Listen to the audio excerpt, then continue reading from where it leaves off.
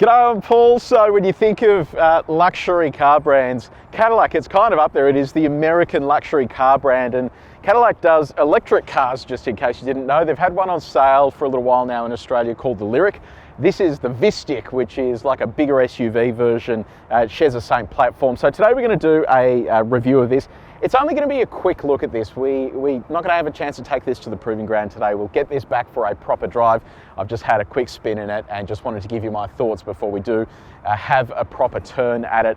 I'll tell you what, it looks sensational. So in terms of pricing, it's under 120 grand. And the reason that is kind of important is if you have a look at Hyundai Ioniq 9 and Volvo EX90, they're both around or more expensive than that price tag. So they've really tried to shoehorn this. When you have a look at the price of this in the States as well, we are getting a really good deal here in terms of what it's costing you as a punter to buy this, given that it comes out of the factory as right-hand drive. It's not one that they have to convert to right-hand drive here in Australia, like the GMC Denali and the big American pickup trucks. Now, if you do want to skip ahead to other parts of this preview, you can use the time codes that are on the screen, or if you're on YouTube or watching on the telly, you've got time codes below that you can jump ahead with.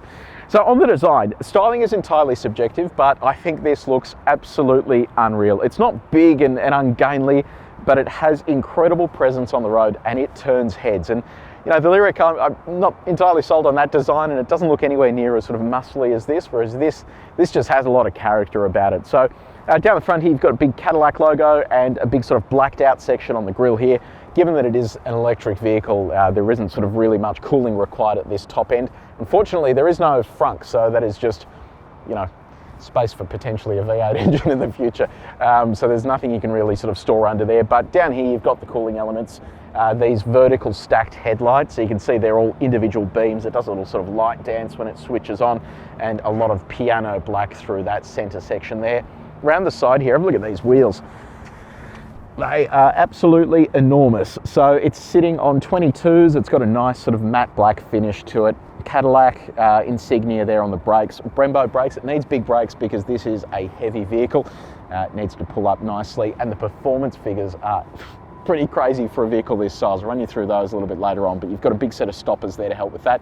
Air suspension as well to help with the ride, given that this is on, what are we talking here, 40 profile tyres, quite a low profile tyre. It is going to mean that the ride's going to be harsh unless it has been tuned for comfort. So we'll see what it's like when we go for a little spin there. Body coloured wheel arches there. Another Cadillac logo over here. You've got a camera there on the side with an indicator built into there, a bit more piano black. Roof rails up the top here. You've got a glass roof there as well. Privacy glass over here. These door handles, they basically pop out as you approach the vehicle, and then to sort of open the car, you just give that a pull, and then it's got soft close on the doors there as well.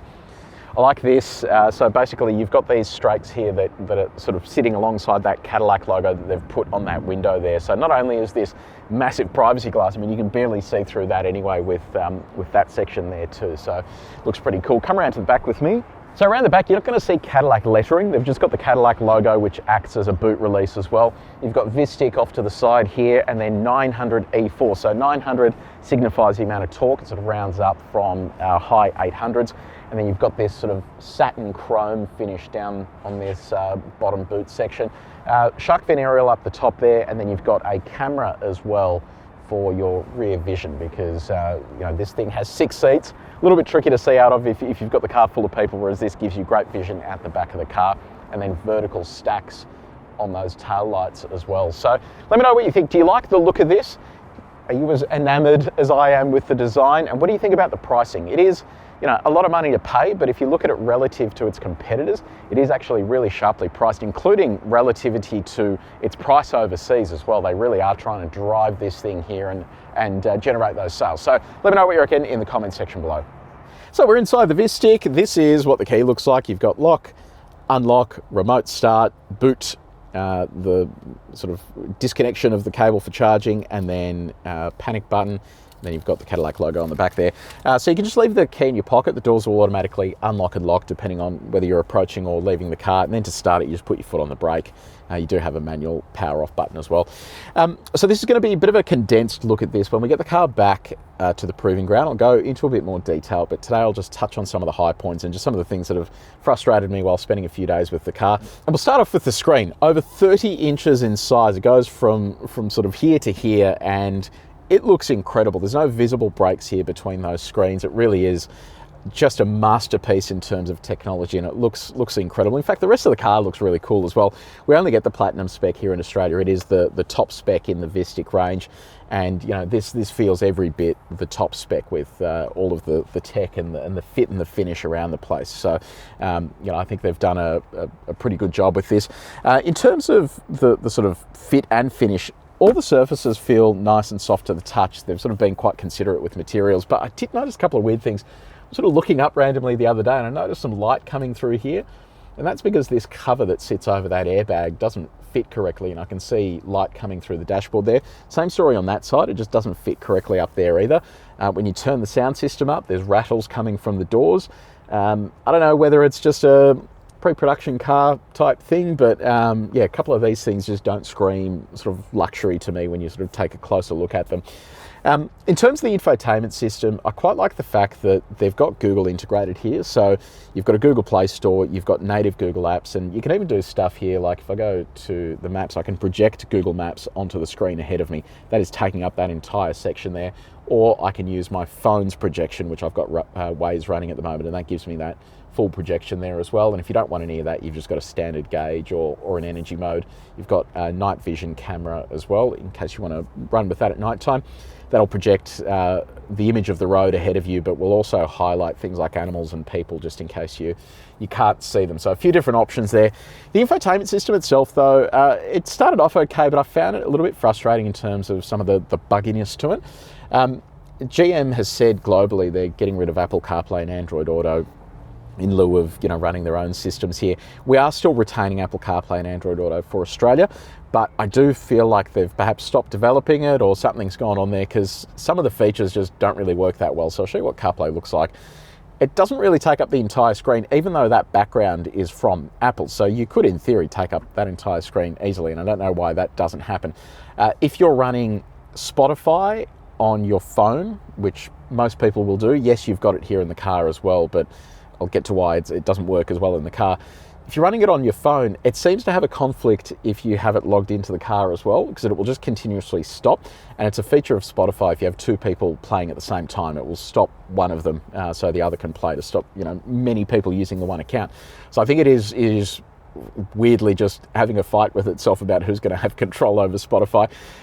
If you put that stuff to one side, I had the voice recognition stop working, so I couldn't do voice commands to CarPlay. Then it stopped working for Google because the data dropped out, so I couldn't get access to any data for Google. And if you try and use Spotify here in the native setup, it is kind of limited in terms of its functionality. If you go looking for music, it'll produce some things, but it's just very fiddly and tricky to use with that tiny little screen there. So I just think the theory behind a lot of this is great, but just the execution of it isn't very good, and probably just needs a little bit of work. But given it's all software, it's good because it means that you can then remotely update this and fix those things. There is a Cadillac app that you can get on your phone, so that allows you to connect to the car and do things like lock and unlock the car remotely, check the location. That was buggy as well. I tried to lock the car, it just didn't happen. It just sat there spinning for 10 or 15 minutes and I just gave up. And then the other thing that kind of frustrated me as well is charging. You can schedule the start of charging, but you can't schedule an off-peak period. So if you do want to only charge between midnight and 6 a.m. to take advantage of off-peak tariffs, it won't let you do that. It'll just start charging at midnight, and then it will just keep going until the car's full or the car is at your preset amount. I then tried the charge later feature, and that resulted in the car just beeping very loudly for some reason. So I had to manually start the charging. So yeah, I don't know, weird, buggy sort of stuff there. Infotainment to one side. You've got climate controls down here, so no buttons for that. This is all basically dedicated to climate controls on this sort of separate screen. You do have a sort of iDrive-esque controller down here for the infotainment system, and given it's a touchscreen, I didn't really sort of end up using this all that much. It's probably worth touching on the stereo, 23-speaker sound system with speakers here in the headrest as well. It's a really good sound system, but it is let down by the fact that stuff rattles in the car when you turn the music up. So it's not quite as sharp as the Bowers & Wilkins system in the volume Volvo EX90, but you still have lots of speakers there to play with. Storage front, you've got wireless phone chargers down here, slightly inconvenient location, but that's where they're located. No air conditioning for those either, so your phone will get hot while it's sitting on that. You've got storage down the bottom here too. A fairly reasonable center console there with USB connectivity as well. Cup holders through here. Got a glove box over here that you access using this. Pretty sort of reasonably sized there as well. This is that digital rear view mirror that we looked at earlier. I like the fact that you can switch between digital and standard view on that. It just means if you do have lots of passengers in the car, you're going to easily be able to see out of the vehicle as well. Steering wheel, interesting design, sits nicely in the hands. You're going to find your fingerprints sort of mark this pretty easily. You'll notice here I've been using this for a few days now, and it's sort of quite dirty there with fingerprints on all these buttons. So that is the downside of using piano black. It just marks so easily, and on high touch surfaces like this, it's just never really a good idea. On the seat adjustment front, you've got a litany of adjustments here on the door, so you can go forwards, backwards. Your backrest can go forwards and backwards. You can lift the front, the back. You've got massage, memory function, heating and cooling, so it really is fully loaded there. In terms of the second row, great space. You've got heaps of room. This is on a really big wheelbase, so you can stretch out nicely. Because they're captain's chairs, you can really just kick back and relax and not sort of stress too much about the world. The only downside to this configuration is if you've got kids, they have to be in the second row, and that becomes a bit of a problem because if you try and get into the third row, you can sort of fit in there as an adult. It is slightly cramped, but about the same size as other competitors in this segment. So it just means that if you do carry kids around, your adults are going to have to get into the third row because there is no top tether or ISOFIX there. So it becomes a bit of a problem if you do want to carry kids and adults. I think the better solution here would have been to have top tether at the very least in the third row, so you can stick kids back there, and then your adults can relax in the second row as well. But beautifully appointed interior and plenty of room back there for both adults and children. Now let's have a look at the boot. I want to show you one of the other weird quirks that they didn't quite get right during the engineering process. Now, what can you actually fit in here? So crack that open, you can give that a push. That opens your boot.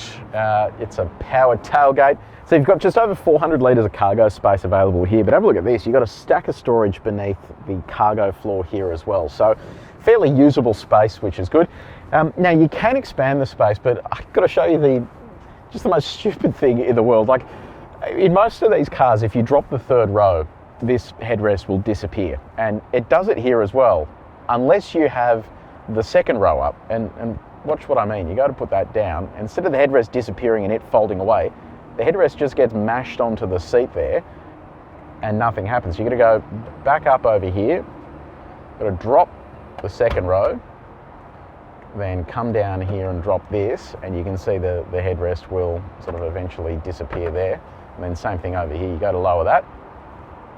It's not a very smart system. So anyway, let me get this sorted. Give me one moment. There we go. So if you do want more space, dropping all of this will open up over 2,000 litres of space. So it is fairly decent, but like most of these 6-seat SUVs, it is kind of redundant with that big gap in the middle there. It just means you can't really have a whole bunch of versatility with it. If that second row had 3 seats, you'd have a flat area, but you've got that big hole there. So anyway, that's the cargo space. Big, but kind of a little bit annoying. Now, before we go for a spin, I'm going to run you through the battery, charging and range. So your charging port is down the front here. I'm not a huge fan of these frontal charging ports because it means you've got to drape cables over the car and it's just a little inconvenient.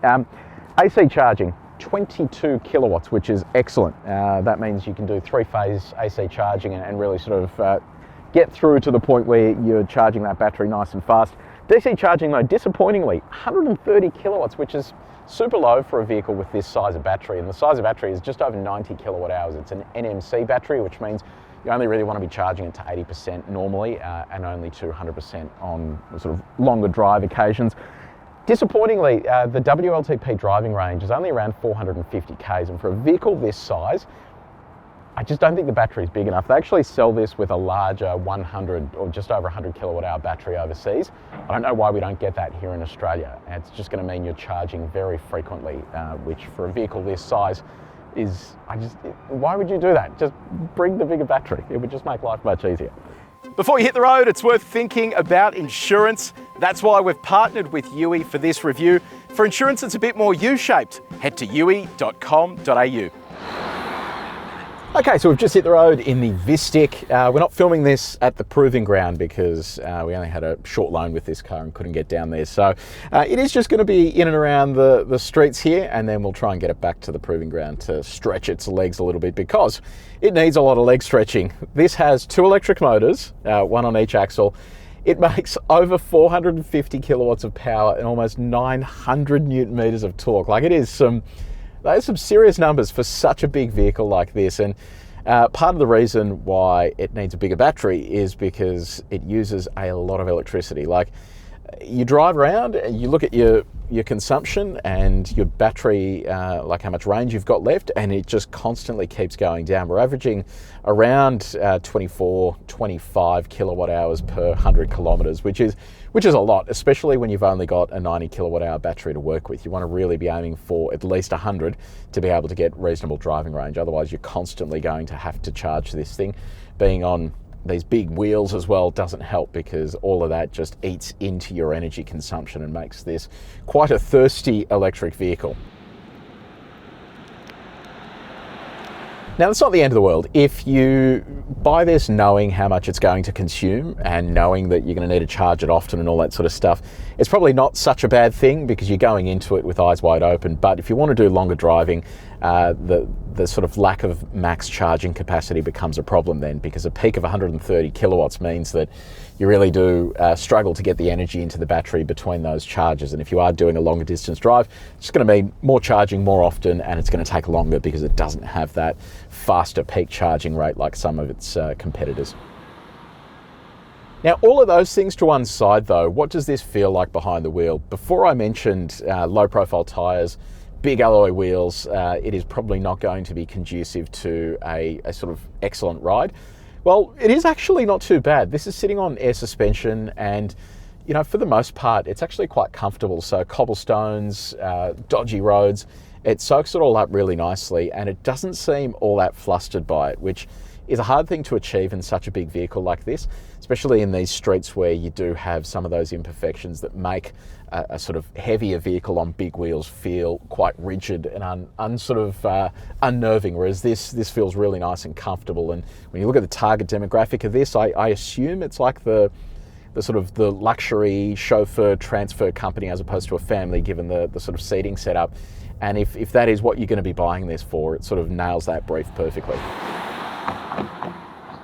Even down to the quietness inside the cabin, even on coarse chip surfaces, it is really nice and pleasant to be seated in here because it is just sort of whisper quiet. Now, this V button here, this introduces what I love. I love American terminology for some of these drive modes and features.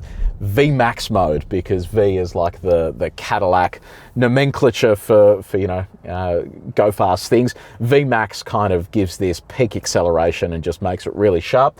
And V Max mode will allow this to do 0 to 100 in just over 4 seconds, which is stupidly quick. And if I punch this now up to the speed limit, oh my goodness, it is crazy how hard it accelerates. Like, it just pins you back into the seat and absolutely hauls. It feels so weird that a vehicle this large can go this fast. It is a stupidly cool thing and a great feature to have in a car like this. Now, let's talk about drive modes. If I go over here into the menu, you've got Tour, which is just your standard sort of driving. Kind of just sets up the suspension nice and soft, steering nice and soft. It just makes everything how you'd expect it to be for casual driving. Sport mode dials it all up to give you razor sharp throttle. It lowers the suspension a bit so it hugs the road, makes the suspension firmer as well. It really just kind of makes this into a sportier vehicle. And when I say sportier vehicle, it's not going to set any sort of Nürburgring lap records. Certainly for straight line acceleration it might, but for cornering it won't, because it does feel quite heavy And that's only to be expected for a vehicle like this that's, you know, over 5 meters in length. It is a big vehicle to have on the road. So if you do throw it into corners and stuff, it does feel sort of every part its size, which is only to be expected. But just in sport mode though, the acceleration is blisteringly quick, and thankfully you can disable the drive noises and all that sort of stuff if you want to, because you've got a My Mode section here that allows you to customize everything about this in terms of how it feels. On the topic of just driving and beeping though, one of the things that I have found very frustrating about this car is the driver attention monitor, which I've switched off for the moment. It is so poorly calibrated. It is constantly going off telling you to concentrate, even though you are concentrating, or you just look at a mirror or do something completely innocuous that you would assume is sensible and and a realistic thing to do. It is just constantly beeping at you. So it is something you have to switch off every single time you drive. And to switch it off, you've got to go through menus and stuff like that to turn it all down and off so it's not as chatty. So yeah, that is one of the frustrating things they need to work on a little bit more to make sure that it doesn't just end up annoying you each time you drive the car. In terms of visibility, you've got great big wing mirrors. Visibility out the back is great because of this digital rear view mirror. So thankfully you can clearly sort of see out there without any problems. Parking wise, it's fairly easy to park. One of the things that Cadillac does here that I don't love, and other manufacturers do the same, and I just don't understand why they all haven't followed BMW's lead, but I've got it set up to dip the mirror in reverse, which is great if you're parking near a curb because it'll get you nice and close without scratching your enormous wheels. Problem is though, if you're not going near a curb, you lose all vision out of that mirror because it's pointed at the ground. In a BMW, for example, you can actually change the direction of your wing mirror on the side here, and that basically disables that function, which allows you to then park the vehicle without having the mirror dipped. Here it appears you can't have the best of both worlds. You've got to have one or the other, which can get just a little bit frustrating. The other thing that makes parking easier is the four-wheel steering as well. It really tucks it in nicely and reduces your turning circle. Being an electric car, regen is important, and they have absolutely nailed single pedal driving here. If I roll out of that, it's a nice sharp deceleration, goes all the way to a stop. I've also got a paddle shifter here on the steering wheel that allows me to initiate braking as well if I don't have that single pedal drive mode active. So that's good. It keeps single pedal drive active between drives as well. A lot of cars will actually switch it off between drives, which can get a little bit annoying, but this keeps it running. So from an electric car point of view, all of those functions actually work quite nicely. Righto, so there you go. That has been your first look at the Cadillac Vistiq, however you want to pronounce it, here for the Australian market. The pricing is sharp. The car itself is sharp. I love this interior. It is so beautifully presented. It hammers, it goes really hard, it looks stunning. So from that point of view, it does all of those things really well. It is let down by a few things though. The driver monitoring system is very annoying. Some of the build quality stuff, like that gap that's currently sort of blaring at me here, not great either. I think that could all be improved. The infotainment system, the bugs in that can be improved as well. A lot of these things are fairly easy fixes though. The fundamental product is pretty good. I wish they would bring it here with a bigger battery and they can fix a few of these software things. And then you'd be nuts to actually spend more money on anything else. It is such a fun car to drive and such a cool vehicle to look at that, you know, it is something unique and interesting on the road. So if you did enjoy this video, please make sure you like it and you share it with your mates. And if you haven't done so already, subscribe to the channel. But until next time, take it easy.